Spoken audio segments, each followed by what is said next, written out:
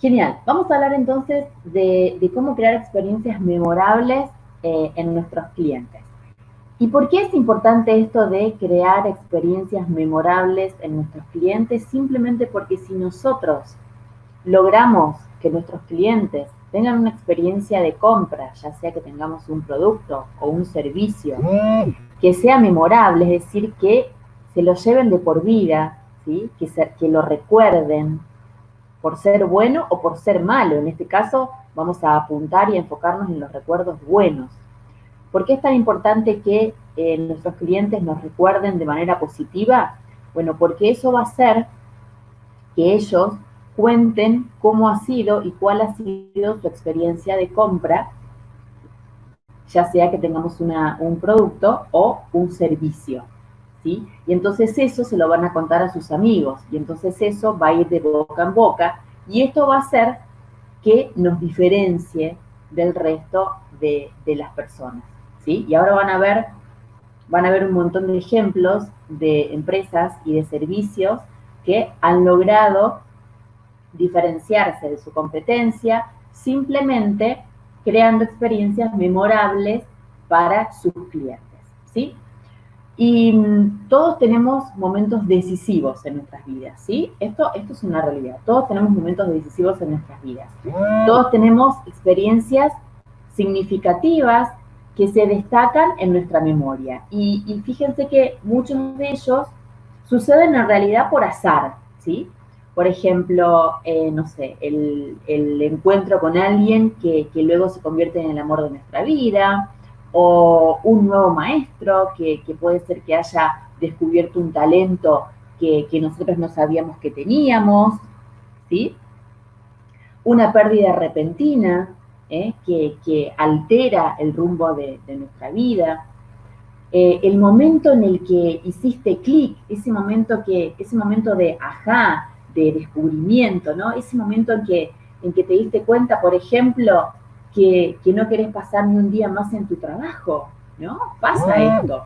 Bueno, estos momentos en realidad parecen ser o parecieran ser el producto del destino, ¿sí? O pareciera ser el producto de la suerte. O a lo mejor hasta me atrevo a decir que pareciera ser el producto de intervenciones de un poder superior, ¿no? Si es que creemos que existe algo superior. Y entonces, si esto depende del azar, o del destino, de la suerte o de un poder superior, no podríamos controlarlo, ¿no? Y acá entonces es donde me pongo a pensar, ¿no podemos controlarlos? ¿Sí? ¿No podemos controlarlos o sí podemos controlarlos? Y acá entonces es donde vamos a repensar si en realidad no podemos crear todos estos momentos a través de estrategias, ¿no? Y los momentos definitorios dan forma a nuestras vidas, pero en realidad no tenemos que esperar a que sucedan, sino que podemos ser los autores de estos momentos. Y qué gran poder, ¿no?, que nos estarían dando si nosotros pudiéramos crear estos momentos y ser los autores de ellos. ¿Y cómo es eso, Carolina? ¿Qué me estás diciendo? No entiendo nada de lo que me estás diciendo. Bueno, a lo que voy es, ¿qué pasaría, hola Patri, qué pasaría si un maestro, por ejemplo, pudiese diseñar una clase de la cual los estudiantes se acordaran años después? ¿Sí? Eso sería fantástico, ¿no? Diseñar una clase para los alumnos de la cual esos alumnos, cuando ya son grandes, les pudieran contar a sus hijos, me acuerdo de aquel profesor cuando me dio esta clase y me quedó en la memoria, ¿sí? Hola, Patri. ¿Qué pasaría, por ejemplo, si un gerente supiera exactamente cómo convertir el fracaso de un empleado en un momento de crecimiento? ¿Sí? Eso sería fantástico también. ¿Qué pasaría si tuvieras una mejor idea de cómo crear recuerdos que duren en la cabecita de nuestros niños, ¿no? Y de que nuestros niños después le cuenten esas experiencias o eso que le quedó en la memoria a sus hijos, ¿no? Sería genial que esto sucediera. La verdad que tendríamos un poder seríamos como superhéroes, ¿no? Pero claro, seguramente ustedes me van a preguntar, ok, Caro, todo muy lindo lo que vos decís, pero ¿cómo se hace? ¿Cómo lo hago? ¿No?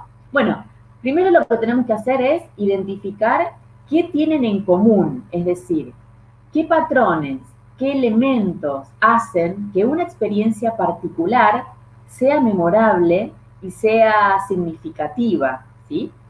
Y después, una vez que descubramos cuál es la receta mágica, ¿sí? Poder entonces crear esos momentos utilizando esos mismos ingredientes, ¿no? Como si fuera una receta de cocina que estamos ideando, ¿no?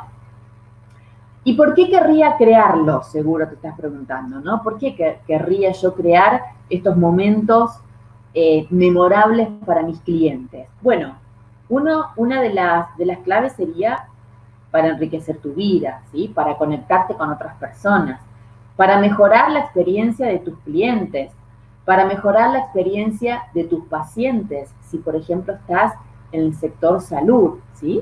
¿Eso te parece poco? Para que te puedas diferenciar del resto de tu competencia. Y entonces al diferenciarte no tengas que competir por precio y no tengas que ser el más barato, sino que vas a ser el diferente, ¿sí? Esto es genial.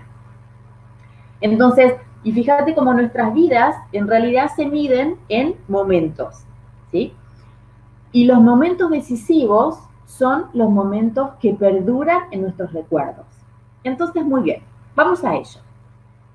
Y aquí me gustaría preguntarles, ¿por qué les parece que recordamos ciertas experiencias y otras experiencias es como que pasan de largo, ¿no? Algunas experiencias las recordamos muy bien, es como que nos quedan grabadas a fuego, y otras experiencias es como que no las recordamos, ¿no?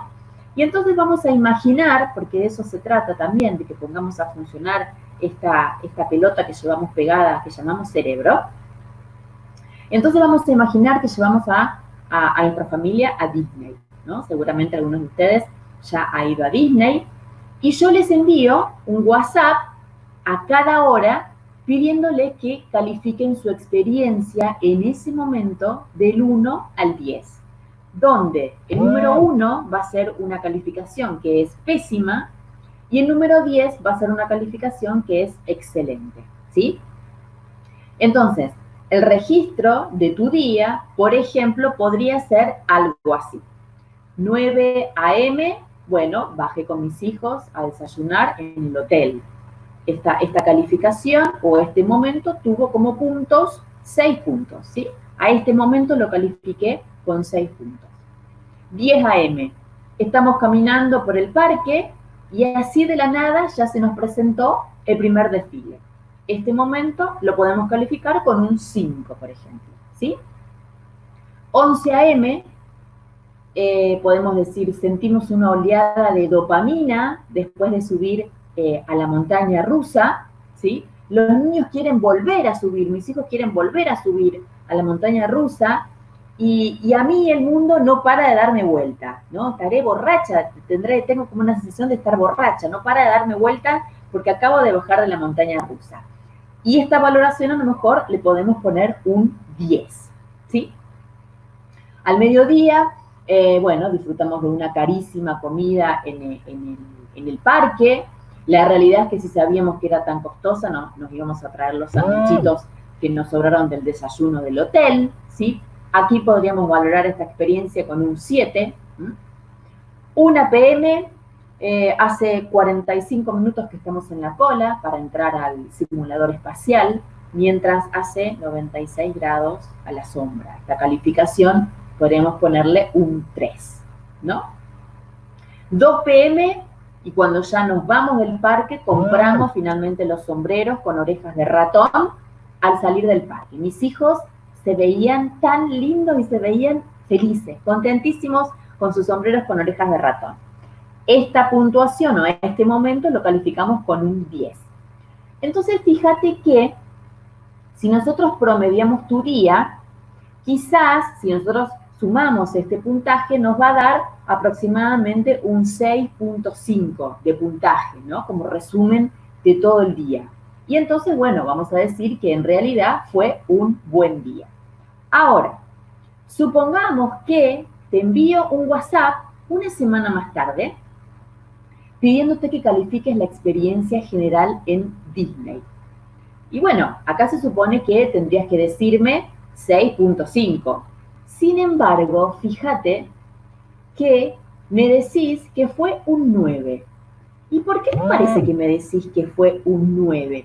Bueno, porque acá las investigaciones y los estudios que se han hecho al respecto indican que siempre al recordar una experiencia ignoramos la mayoría de lo que sucedió y nos enfocamos en algunos momentos que son particulares, ¿sí? Específicamente de los momentos que más se destacan. Y en este caso, nuestra experiencia que hicimos en Disney, bueno, los momentos que más se destacan son cuando subiste a la montaña rusa, ¿sí? Y cuando subiste a comprarle a tus hijos los sombreritos con orejas de ratón. ¿Por qué se destacaron esas dos experiencias? Porque la valoración que les diste a ellos fueron de 10, ¿sí? ¿Y por qué esos dos momentos, Caro? ¿Por qué esos dos momentos fueron más importantes que los otros? Bueno, fíjate que cuando las personas evalúan una experiencia, lo que tendemos es a olvidar o a ignorar lo que es su duración. Esto es un fenómeno que se conoce como negligencia de duración.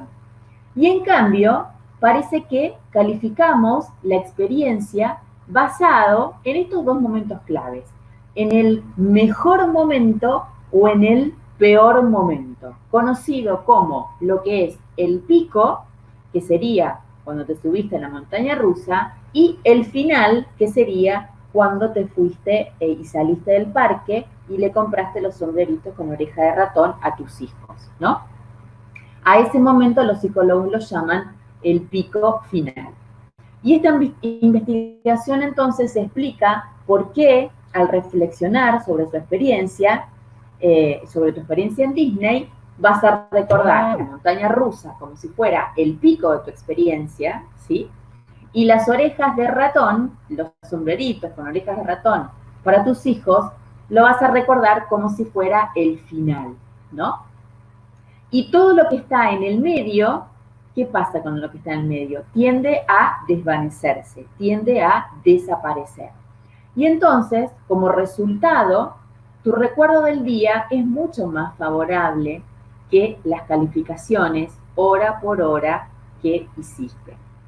Y entonces, acá lo que es indiscutible es que cuando evaluamos nuestras experiencias, no promediamos nuestras sensaciones minuto a minuto, sino que tendemos a recordar momentos que son emblemáticos. En este caso, hablamos recién de lo que fue el pico y lo que es el final de la experiencia, por ejemplo, en Disney, ¿no?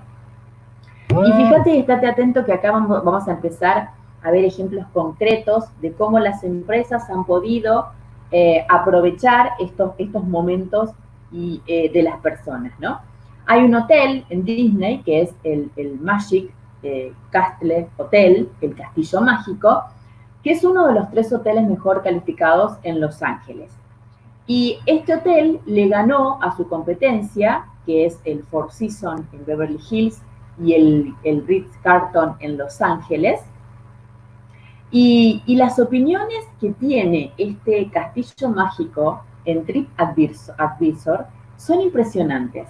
Vos fíjate que de más de 2.900 comentarios que tiene este hotel en TripAdvisor, más del 93% de los huéspedes califican al hotel como excelente o muy bueno.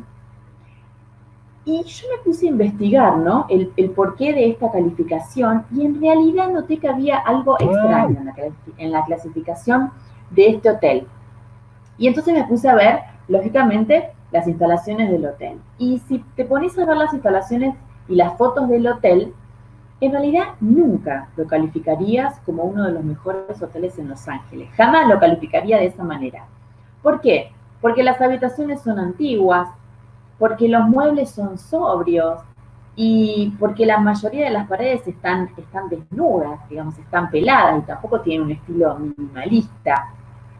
De hecho, ni siquiera es un hotel, sino que es un complejo de departamentos de 2 pisos que fue convertido de 1950 y encima lo pintaron de amarillo canario, ¿no?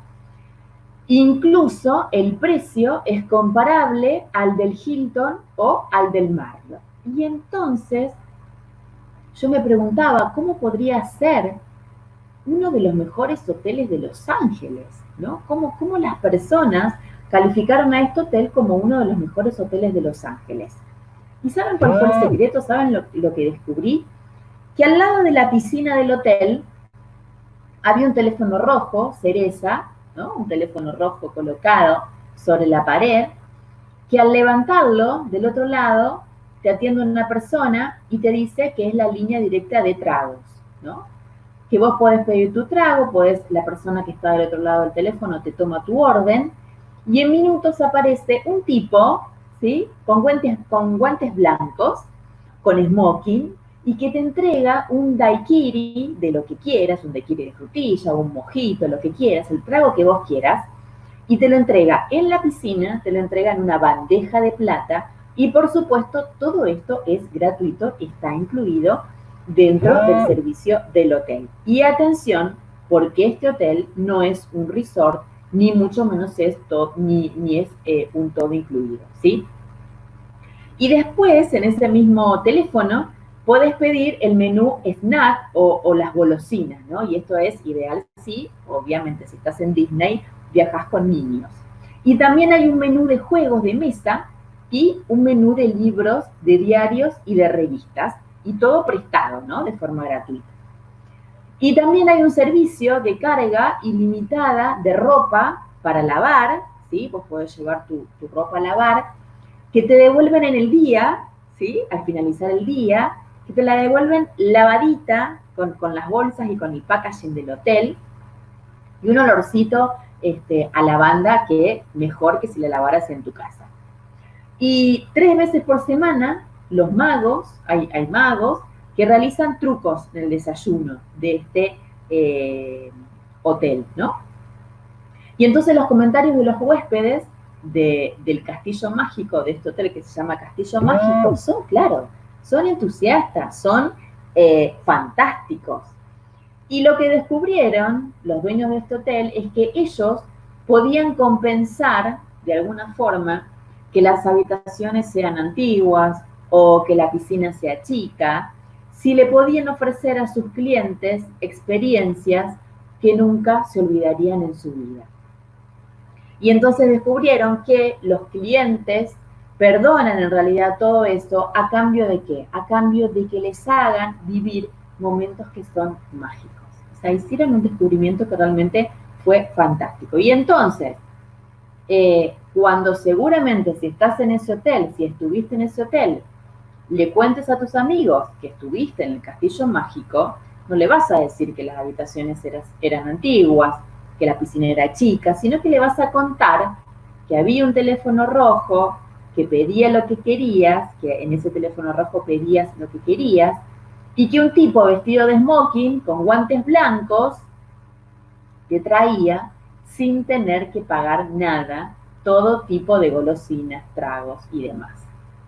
Y entonces, la pregunta acá sería, ¿de qué les parece que están hechos estos momentos, ¿no?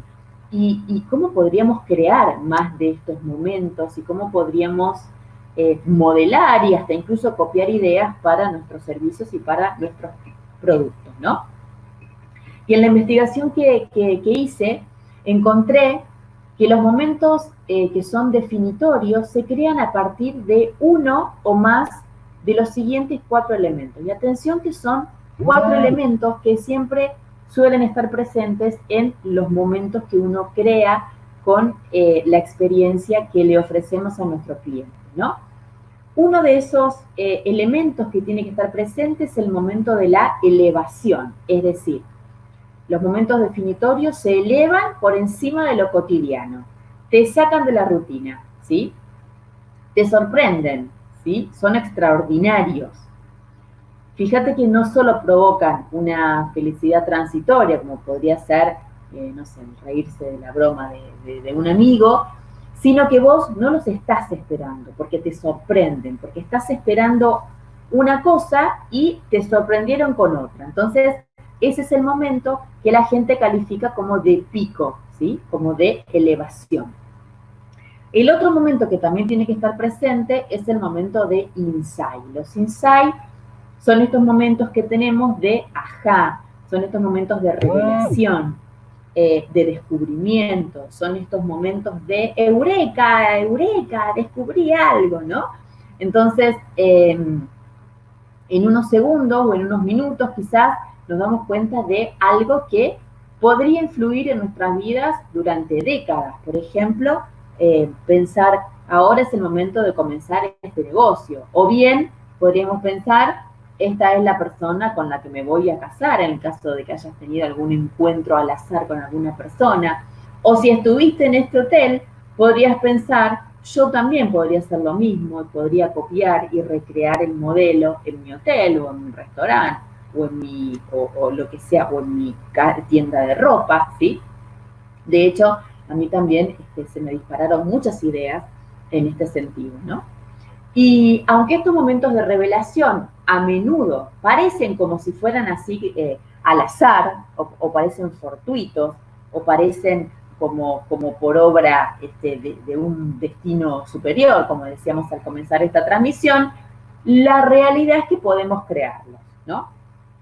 Otro de los elementos que tienen que estar presentes acá es el orgullo, es decir, cómo podemos recrear momentos de coraje, de logro, es decir, cómo podemos planificar una serie de momentos claves que se construyan unos sobre otros en el camino, por ejemplo, hacia un objetivo. Y supongamos que estamos ofreciendo a nuestro cliente un programa para bajar de peso y su experiencia tiene que ver con diseñar para esta persona experiencias donde se premie el logro, ¿sí? Donde se premie el proceso, donde se premie el camino recorrido y no solo el programa de correr más, ¿no? Otro de los elementos que tiene que estar presente es la conexión. Y entonces acá decimos que los momentos definitorios son sociales en su mayoría, ¿no? Y entonces pensemos en lo que son las bodas, las graduaciones, los bautismos, las vacaciones, los triunfos laborales, no sé, los bar mitzvah, los discursos, los eventos deportivos, ¿no? Estos momentos se fortalecen. ¿Y por qué se fortalecen? Porque creamos conexiones con otros, porque los compartimos con otros. Y entonces, acá lo que podríamos ver es qué es lo que desencadena estos momentos de conexión. Y si hiciéramos una prueba de laboratorio que permitiera que dos personas, por ejemplo, entren a una habitación, dos extraños, ¿no? Y salgan luego de 45 minutos, se van a dar cuenta que después de estos 45 minutos que estos dos extraños están en la habitación, luego salen como amigos cercanos, ¿no? Bueno, eso es crear conexiones. Y entonces los momentos definitorios poseen al menos uno de los 4 elementos que acabamos de nombrar. Pero en realidad no necesitan tener los 4 elementos. Y fíjate que podemos recrear momentos personales, ¿no? También con recuerdos que tenés guardados en un cofre o en un baúl o en el típico cajón de los recuerdos que todos tenemos, ¿no? Y entonces, el momento de elevación o de pico, en el caso de que, por ejemplo, tengamos el cofre de los recuerdos o el baúl de los recuerdos, podría ser una carta de amor, podría ser un boleto de un recital o de un evento deportivo que guardaste, podría ser una camiseta muy gastada, podría ser los dibujitos de tus hijos, ¿no? Que cada vez que te acordás del momento en el cual te dieron esos dibujitos, te hacen sonreír con amor y con placer, ¿no? El momento de insight o de iluminación podría ser, a lo mejor en ese baúl de recuerdos tenés artículos o tenés citas, ¿no? O libros que cambiaron tu visión del mundo. Esos libros, yo de hecho tengo un libro que cambió mi panorama, ¿no? Cambió mi cabeza. A partir de que yo leí ese libro, fui otra persona, porque en ese libro yo tuve una revelación. Libros entonces que cambiaron tu visión del mundo, diarios, ¿sí? Que capturaron tus pensamientos. Yo, por ejemplo, tengo los diarios del día en los que mis hijos nacieron, ¿no? Los tengo guardados en mi cofre, en el baúl de los recuerdos. El orgullo, ¿no? El orgullo pertenece a esta categoría de estas cintas o estas boletas de calificaciones o estas notas de reconocimiento, estos certificados, estos premios, ¿sí? La copa de fútbol por ejemplo, yo tengo guardada la copa de fútbol de mi hijo Mateo cuando jugó su primer campeonato de fútbol, ¿no? Y la conexión son las fotos de la boda, ¿no? Estas fotos de vacaciones, estas fotos de la familia, estas fotos navideñas, de a lo mejor estas fotos navideñas que quedan en el recuerdo y a lo mejor tenías puesto un suéter que era horrible y quedó ese recuerdo allí en el cofre o en el baúl de los recuerdos, montones de fotos, y probablemente todo esto sería lo primero que agarrarías si tu casa se estuviera incendiando, ¿no? Lo primero que agarraríamos seguramente serían estos recuerdos.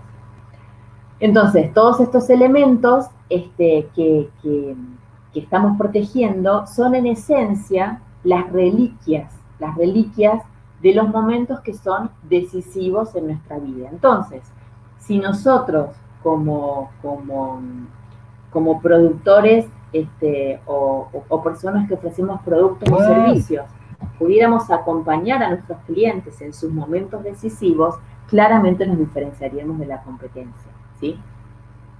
Y entonces, si uno pregunta cómo te sentís ahora al reflexionar sobre el contenido de tu cofre o sobre el contenido de tu baúl de los recuerdos, y si pudieras dar ese mismo sentimiento a tus hijos, a tus alumnos, a tus colegas, a tus clientes, eso sería fantástico, insisto, para que te puedas diferenciar de la competencia, ¿sí? Y fíjate que pensaba en cómo es nuestro primer día de trabajo en un trabajo nuevo, ¿no?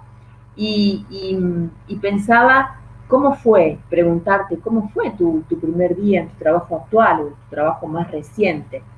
Y la verdad es que es justo acá decir que no fue un momento decisivo, por lo menos para mí, y los primeros días de trabajos que conozco de la mayoría de las personas con las que hablé, porque, digamos, a juzgar por las historias que he escuchado de los empleados, la verdad que sus primeros días siempre salen bastante decepcionados, ¿no? Y seguro te vas a sentir identificado con este primer día de trabajo que te voy a relatar. Te presentás a tu primer día de trabajo. La recepcionista en realidad no creía que ibas a empezar hasta la próxima semana y te dice, ay, Juancito, no, realmente pensé que no empezabas hoy, que empezabas la semana próxima. La recepcionista te muestra un escritorio, ¿sí? En ese escritorio hay un monitor y hay un cable en el escritorio, pero no hay una computadora, ¿sí? Y la silla todavía, en realidad, la silla lleva la huella del dueño anterior. Es más, tiene marcada la cola, la forma de la cola, la forma de los glúteos, ¿sí? Del empleado anterior. La realidad es que tu jefe todavía no llegó y entonces te dan el manual de ética, ¿no? Te dan el manual de ética y de cumplimiento para que revisen. Y entonces la recepcionista te dice, toma, léete este manual, ¿no? Que en un par de horas vuelvo. Y entonces te dejan allí leyendo el reglamento de la empresa. Y entonces te das cuenta que la política de acoso sexual es tan larga que en realidad empezás a mirar, ¿no? A tus colegas alrededor, lo empezaba a mirar con miedo, porque empezaba a decir, pero ¿por qué la política de acoso sexual es tan larga, ¿no? Bueno, finalmente una persona amigable de tu piso se presenta y te lleva por la oficina interrumpiendo a 11 personas diferentes a las que te dice, bueno, él es Pepito el pistolero, él es el encargado de las fotocopias. Ella es Juanita, ella es de back office. Aníbal es de recursos humanos. Y entonces, como resultado de haber molestado a todos tus colegas durante tu primera hora de empleo, la realidad es que te da un dolor de cabeza tremendo y se te olvidan todos los nombres, ¿sí? Excepto el de Juan, quien pensás que podría ser la razón de la política de acoso sexual tan larga que tuviste que leer, ¿no? Y fíjate cómo esto que parece contado, digamos, un poco en chiste, pero es lo que sucede, ¿sí? Esto es lo que sucede en la mayoría de nuestros primer día de empleo nuevo. La falta de atención del primer día de un empleado realmente es alucinante. Y yo pensaba en qué oportunidad tan desperdiciada, ¿no? Para hacer que un nuevo miembro del equipo se sienta incluido, se sienta apreciado. Y fíjate cómo hay empresas que sí supieron entender este reclamo, ¿sí? Sí supieron entender este sentimiento de un primer día de un empleado para que se sienta bien y se sienta incluido y se sienta valorado y se sienta una persona y no un número. Y es la empresa John Deere que en Asia diseñaron la experiencia del primer día de un nuevo empleado. Y fíjate qué interesante esto, que el día anterior a comenzar a trabajar, recibís un correo de una persona que dice ser tu nueva amiga en John Deere, ¿no? Vamos a ponerle por nombre a esta persona, Anita, ¿no? Entonces, Anita, en este mail te dice, bueno, algunos conceptos básicos de la empresa, te dice incluso dónde estacionar el primer día, ¿sí? Qué vestimenta usar, y así con una serie de normas de la empresa. También te dice que te va a estar esperando para saludarte en el lobby de la empresa a las 9 a.m. de tu primer día, ¿sí? Y entonces, bueno, cuando llegas a tu primer día, te estacionás en el lugar correcto, ¿sí? Haces el camino al lobby y ahí está Anita, ¿no? Y en realidad, a Anita la reconoces por la foto del correo electrónico, ¿no? Entonces Anita señala el monitor de la pantalla plana en tu nuevo escritorio que tiene un cartel gigante que dice bienvenido Juan, o bienvenido Pedro, o bienvenido como te llames, ¿no? E incluso la gente de la empresa se detiene y son ellos los que te van a saludar, ¿no? En el transcurso del día se detienen para saludarte.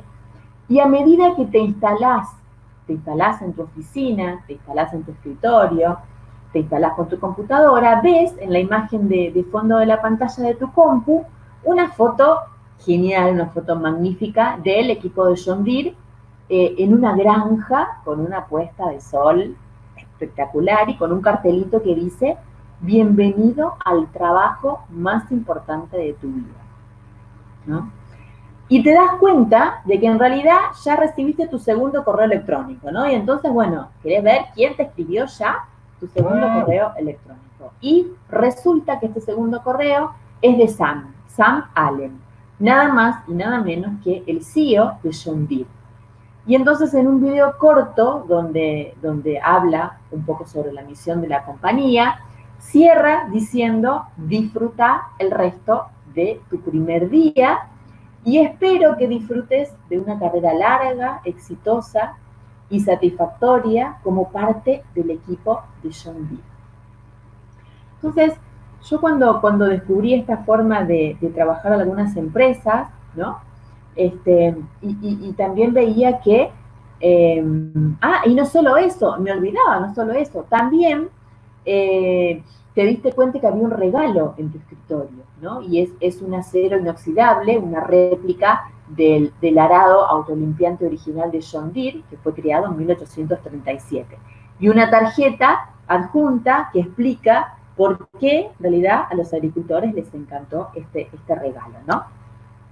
Al mediodía, Anita, que es la recepcionista, la primera persona que conociste en ese empleo, te recoge para un almuerzo fuera de la empresa con un pequeño grupo, Más tarde, en el día, el gerente del departamento, es decir, el jefe de tu jefe, hace planes para almorzar con vos la próxima semana. Claro, imagínate, vos salís de ese primer día de la oficina pensando, yo pertenezco aquí, ¿sí? Yo pertenezco. Y lo más importante que pensás, si tuviste un primer día tan emocionante y tan poderoso, es, no soy un número, ¿no? Realmente no soy un número, me tienen en cuenta, me llaman por mi nombre, no soy invisible. Y fíjense qué pavada pareciera que estoy diciendo, pero cómo en la mayoría de las empresas y en los trabajos en donde accedemos a un primer día de nuestro trabajo, siempre cuando nos vamos de ese trabajo, tenemos como esta sensación de invisibilidad, ¿no? Y tan exitoso fue esta experiencia del primer día de John Deere en Asia, que otras empresas comenzaron a implementarlo. Y hasta los empleados, en realidad, hacían chistes diciendo, ¿puedo renunciar y volver a entrar? ¿No? Y te voy a contar el caso de otro otra empresa, en este caso es un diseñador industrial de General Electric, y esta historia, cuando la conocí, la encontré, se me puso la piel de gallina, y estate atenta porque te va a encantar. Resulta que esta persona, diseñador industrial de General Electric, había pasado 2 años trabajando en una nueva máquina de resonancia magnética. Y la máquina fue instalada en un hospital. Entonces, claro, imagínate, se sentía como un papá orgulloso que iba a ver a su bebé, ¿no? Y cuando ingresó a la sala de resonancia magnética, vio la máquina que estaba allí instalada y todo el equipo médico, lógicamente, estaba festejando por esa nueva adquisición y estaban ansiosos por ver cómo funcionaba y cómo iba a ser la experiencia de los pacientes con la máquina, ¿no? Y entonces este hombre, el diseñador, el que creó la máquina, se retira a la sala para observar a los primeros pacientes. Y entonces mientras esperaba, vio una pareja y con una nena pequeña de 7 años bajando por el pasillo, y la niña lloraba, ¿no? Lloraba mucho. Y, y cuando se acercaron a la habitación, el padre de la niña se inclinó hacia la niña y le dijo, ¿recuerdas que ya hemos hablado de esto? Tienes que ser valiente. Y entonces, claro, tan pronto como la niña entró en la habitación, se congeló, se quedó paralizada, se quedó aterrorizada de ver la máquina, ¿no? La máquina de tomografía. Y en ese momento, el creador del tomógrafo pudo ver en la pared de la habitación donde estaba instalada la máquina, una señal de advertencia gigante con un imán y un punto de exclamación, ¿no? En el piso había una cinta amarilla y negra que parecía en realidad que pertenecía a una escena del crimen. La habitación estaba extrañamente oscura, con luces fluorescentes, con luces parpadeantes, y todos los colores eran sombras de un color beige antiséptico. Horrible, realmente era aterrador. El ambiente era estéril y casi era amenazante. Y la máquina en sí que había diseñado este ingeniero industrial, él luego dice que parecía realmente un ladrillo con un agujero, ¿no? Y pensaba, se puso a pensar en cómo iban a ser los médicos para que esa niñita de 7 años se acostara en esa máquina y permaneciera inmóvil durante 30 minutos, ¿no? Ignorando los ruidos horribles que hace una máquina cuando te hacen una tomografía computada. Si alguna vez alguien ha pasado por esa situación, los ruidos que hacen son realmente espantosos, ¿no? Entonces, claro, los padres de la niña intercambiaban miradas de angustia, intercambiaban miradas de horror. Y el orgullo que sintió el creador de la máquina al principio, se convirtió en horror. ¿no? Pasó de orgullo a horror. Y además está decir que la niña tuvo que ser sedada, ¿no? Para poder superar la experiencia con los riesgos que ello implica para un niño, ¿no? El tener que sedar a un niño de 7 años para que se pudiera hacer la tomografía. Y en ese momento, el creador de la máquina tuvo un momento de epifanía, tuvo un momento de ajá, tuvo un momento de descubrimiento, ¿sí? Tuvo un momento de iluminación. Y se preguntó, ¿y si pudiéramos diseñar una experiencia para los chicos que realmente fuera divertida? Y entonces, ¿qué hizo? Convocó a un equipo para ayudarlo a repensar la experiencia, ¿no?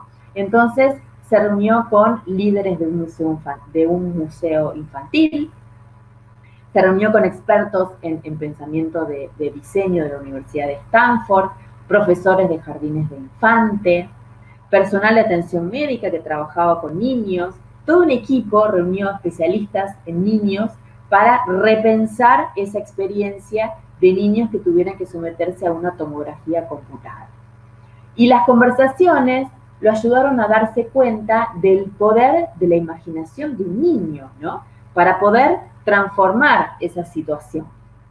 Y entonces se preguntaban, y acá esta parte es hermosa, porque ellos se preguntaban, ¿qué son para un niño 3 sillas de cocina y una manta? Y en realidad, si uno tiene hijos, lo primero que te viene a la mente es pensar que para un niño 3 sillas de cocina o 2 sillas de cocina con una manta o una sábana arriba es un castillito, o es una casa, ¿no? O es una choza, o es una nave espacial, o es un camión, es decir, algo para que ellos se protejan y se metan adentro, ¿no? Y entonces este hombre se puso a pensar qué pasaría si la máquina de resonancia magnética en realidad no fuera una máquina de resonancia magnética, sino una nave espacial. ¿Qué pasaría si en vez de ser una máquina de resonancia magnética se transformara en un submarino, ¿no? Y entonces una de las primeras habitaciones que diseñaron para un hospital era conocida como la aventura de la selva. Y entonces en el pasillo, al entrar en la sala, el equipo puso pegatinas en el piso que parecían que eran rocas, ¿no? Y entonces los chicos tenían que saltar instintivamente de una roca a la otra, ¿sí? Para llegar al tomógrafo. En realidad para ellos no era un tomógrafo, sino que era un submarino. Y todas las paredes dentro de la habitación estaban pintadas como escenas de la selva, ¿no? Y las rocas del pasillo conducían a un estanque pintado que estaba repleto de peces, que rodeaba la máquina de resonancia. Y entonces la máquina de resonancia magnética se bajó para que los niños pudieran subir. Y en realidad a donde los niños subían era a una canoa que estaba vacía. Y los niños, y esto es fantástico, los niños tenían que quedarse quietos dentro de la canoa para no caerse al agua mientras flotaban a través de la selva. Y esto es, por eso ellos se tenían que quedar durante 30 minutos quietitos hasta que les hicieran la tomografía. Pero ellos pensaban que estaban en una canoa y si se movían de la canoa, se iban a caer al agua. Entonces, fíjense cómo con tan poco hicieron una experiencia maravillosa, ¿no? Incluso los gabinetes de suministro, donde, digamos, donde están todos los elementos que uno necesita que los médicos necesitan para hacer la tomografía a los chicos, todos esos gabinetes en realidad estaban disfrazados de chozas, ¿no? Y el mayor punto de satisfacción de este ingeniero fue cuando escuchó a una niña decirle a su mamá, preguntarle, mejor dicho, a su mamá, mamá, ¿podemos volver mañana?